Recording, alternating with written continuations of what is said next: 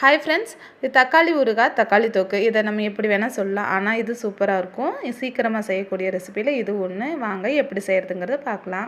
அடுப்பில் ஒரு பாத்திரம் வச்சுக்கலாம். அதில் 1 ஸ்பூன் கடுகு, 1 ஸ்பூன் வெந்தயம் சேர்ந்து நல்லா ட்ரை ரோஸ்ட் பண்ணி எடுத்து வச்சுக்கலாம். பவுடர் பண்ணிக்கலாம்.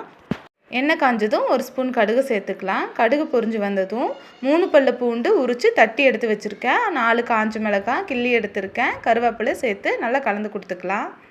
அடுப்பு சிம்லேயே வச்சு நல்லா கலந்து கொடுத்துட்ருக்கலாம். அரைச்சி வச்ச தக்காளியை அது கூடயே சேர்த்துக்கலாம். 2 ஸ்பூன் கல்லுப்பு, 1/2 ஸ்பூன் மஞ்சள் தூள், 3 ஸ்பூன் மிளகாத்தூள் சேர்த்து கலந்து கொடுத்துக்கலாம். அது கூடயே நம்ம அரைச்சி வச்சுருக்க கடுகு வெந்தயம் பவுடரை உள்ளே சேர்த்துக்கலாம்.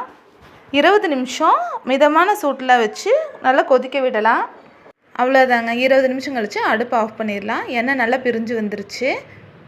இந்த தக்காளி தொக்கு சப்பாத்தி, தோசை, சாதத்துக்கும் வச்சு சாப்பிட்லாம். சூப்பராக இருக்கும். இந்த வீடியோ உங்களுக்கு பிடிச்சி